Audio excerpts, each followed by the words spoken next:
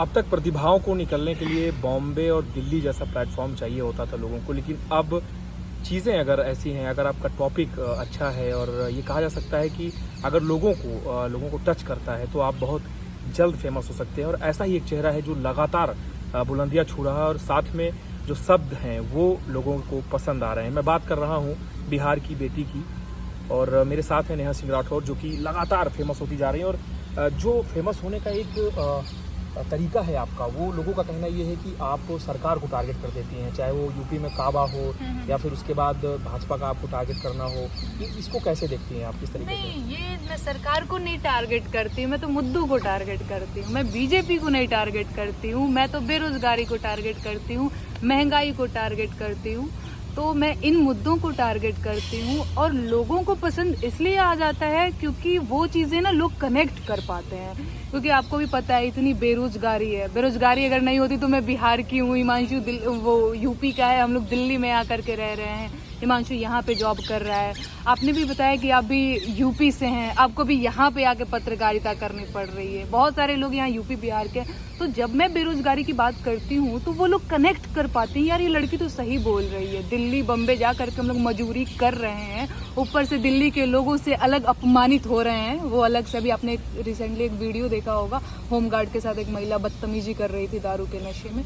तो ये सारी चीजें जब मैं गाती हूँ ना तो लोग कनेक्ट करते हैं कि ये लड़की बात सही बोल रही है। तो शायद यही चीज है कि लोगों को पसंद आता है। बाकी टारगेट करने वाली बात रही तो मैं बता देना चाहती हूँ, हर बार कहती हूँ, मैं किसी भी पॉलिटिकल पार्टी को क्यों टारगेट करने जाऊंगी, तो मैं तो मुद्दों को टारगेट। कहीं ऐसा तो नहीं है कि सच बोलना एक चलन हो गया है कि जो सत्ता है उस पर लोग टारगेट मानने लगते हैं? क्या मुद्दे हैं वास्तव में जो जिस तरीके की आप बात करती हैं, मुद्दों पे बात करना क्या कठिन हो गया आपको लगता है?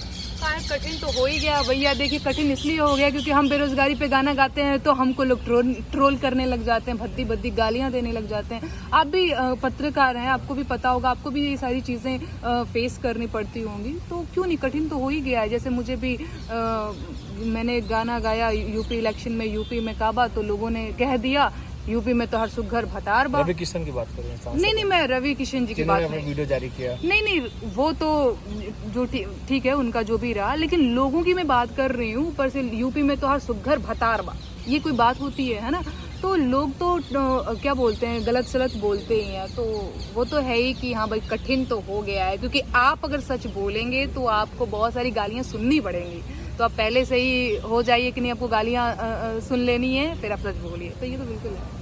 अच्छा, आपको क्या लगता है ये जो बिहार की राजनीति है वहाँ पे हमेशा आपने मुद्दे उठाए कि बेरोजगारी एक अहम मुद्दा है, आपको लगता है कि अब जो सरकारें हैं वो काम कर सकती हैं इन चीज़ों के बाद, जब आप लगातार उठा रहे मुद्दे? नहीं, ये मैं नहीं कह सकती भाई, ये मैं कैसे कह सकती हूँ, क्योंकि 15 साल पहले जैसे नीतीश जी अभी हैं, उससे पहले भी तो लालू जी थे, तो कौन सा बड़का बेरोजगारी पे काम कर लिए, महंगाई पे काम कर लिए, पलायन पे काम कर लिए। नीतीश जी आए तो फिर भी समस्या वही का वही रहा। ठीक है, आगे भी सरकारें आएंगी जाएंगी, मैं कुछ भी नहीं कह सकती। और मैं कैसे कह सकती हूँ कि नहीं, इससे बेहतर विकल्प मानती हैं आप बिहार में? ये सवाल आप मुझसे मत पूछिए, मैं बहुत कंफ्यूज हो जाऊंगी, क्योंकि जिसे मैं थोड़ा थोड़ा बेहतर समझने लग जाती हूँ, लास्ट मोमेंट में आके वो एक ऐसा स्टेटमेंट दे देता है या फिर ऐसा काम कर जाता है जिसे लगता है कि वो ये कह रहा है, देखो भाई नेता आदमी हूँ, भरोसा तो मेरा मत करना।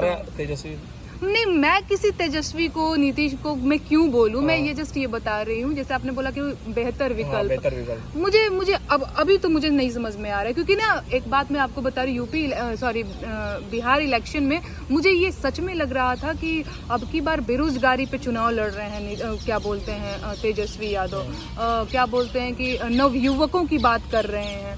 लेकिन लास्ट में आते टाइम उन्होंने एक ऐसा स्टेटमेंट दिया कि जाति विरादर से रिलेटेड, तो फिर लगा कि नहीं भाई, आप भी वही हो, आप भी जब यादव भूमिहार ही कर रहे हो, आप भी जब यादव राजपूत ही कर रहे हो, तो फिर आपसे क्या ही उम्मीद करेगा आगे जाने तक। आपने यूपी में काबा का क्वेश्चन आपने सामने रखा मुद्दों के साथ भी, और यूपी में योगी जी की जो सरकार है वो दूसरे उसमें भी आ गई बहुमत के साथ। लोगों ने ये भी ट्रोल किया कि नेहा सिंह राठौर एकदम से एक्सपोज हो गई कि बिहार में तो ये सब बा, मतलब योगी जी बा, उनका बुलडोजर बा। तो इस पे फिर नहीं, देखिए कौन क्या हुआ उससे मुझे मतलब नहीं है। आपने मुद्दे रखे हैं। मैंने अपने मुद्दे रखे और मैं तो कहती हूँ कि आप बता दीजिए ना कि मेरे ये मुद्दे गलत है। कोरोना काल में लाशों से गंगा भरी थी, क्या ये गलत है? या वो मैंने एक लाइन गाया था, मंत्री के बेटवा बड़ी रंगदार बा, तो क्या रंगदारी नहीं दिखाई थी किसानों के ऊपर, वो गलत है? या फिर मैंने एक हाथ रस के निर्णय जो है लड़की के परिवार बा, वो गलत है? या फिर राम राज के झांकी बा, काशी मथुरा बाकी बा, ऐसे करके अभी तो मैं लाइनें भूल रही हूँ, पर वही लाइनें हैं। तो आप मेरी लाइनें बता दीजिए ना कि वो लाइन गलत है, ठीक है? तो मैंने तो मुद्दों की बात करी थी जी। भोजपुरी को एक नया स्थान दिलाने के लिए, उसके साहित्य को नया स्थान दिलाने के लिए लगातार आप काम कर रहे हैं जी। यूट्यूब चैनल भी आपका है, जी। इसको लेकर के और दिमाग में क्या चल रहा है? क्योंकि आप हमेशा से कहती रही हैं कि मुझे बहुत कुछ तो नहीं लेकिन भोजपुरी को स्थापित करना है। जी, बहुत अच्छा सवाल किया। मैं तो ये भूल ही गई थी मैं ये बताना कि मेरा एक आंदोलन है, भोजपुरी बचाओ आंदोलन। इसके तहत मैं ना भोजपुरी में ना नए नए गीत लिख रही हूँ ताकि हमारी भोजपुरी जो है और समृद्ध हो, क्योंकि आप भी देख रहे हैं यहाँ लहंगवा चोलिया से ज्यादा तो राइटर कुछ लिख नहीं पा रहा है। तो मैं कुछ नया और स्वच्छ गीत लिखने की कोशिश कर रही हूँ जिसको फैमिली के साथ बैठ करके सुना जा सके। इसके साथ साथ मैं भोजपुरी के संरक्षण पे भी काम कर रही हूँ। जैसे आज से 30-40 साल पहले हमारी दादी नानी मम्मियाँ जिस तरह के गीत गाती थी, लोकगीत गाती थी, उन गीतों पे मैं काम कर रही हूँ। मैं जाती हूँ, उनसे पूछती हूँ, बता ना तोरा जमाना में कैसन गीत लिखल जाता रहे, कैसन गीत गावल जाता रहे? मम्मी लोगों से मड़वा में कौन गीत गावल जाता रहे, भौसुर के कौन गारी गावल जाता रहे? तो मैं डायरी मेंटेन करती हूँ और फिर मैं लोगों को सुनाती हूँ कि आज से 30-40 साल पहले इस तरह के भी लोकगीत हुआ करते थे। तो मैं काम कर रही हूँ इस पे। कुछ हिंदी खबर के दर्शकों के लिए आप गुनगुनाना चाहें अभी कुछ नया, कुछ लिखाओ अपने जो कि सबसे ज़्यादा पसंद हो आपको?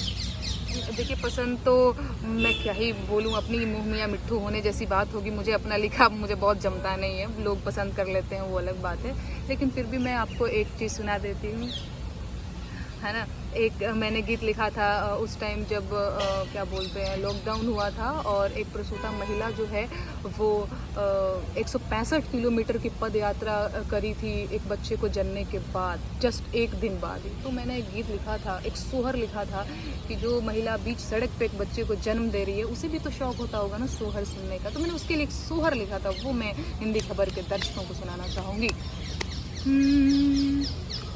अरे उठेला दरदिया कमरिया में बिचेरे बजरिया में हो, ललना लाज लागे हमारी नजरिया में, देखें लोग बजरिया में हो। अरे अइला हो बबुआ भुखाइल, बड़ी रेखा खुआइल ना हो, ललना लाज लागी माई, कहाइल मोर छतियो सुखाइल हो, ललना लाज लागे हमारी नजरिया में, देखें लोग बजरिया में हो। धन्यवाद। तो ये थी नेहा सिंह राठौर जो कि बहुत अच्छा गाती हैं और साथ ही अपने जो मुद्दे थे, जो अपनी लड़ाई है उसके बारे में भी उन्होंने जिक्र किया। वीडियो जर्नलिस्ट पंकज के साथ अनुज हनुमत, हिंदी खबर, दिल्ली।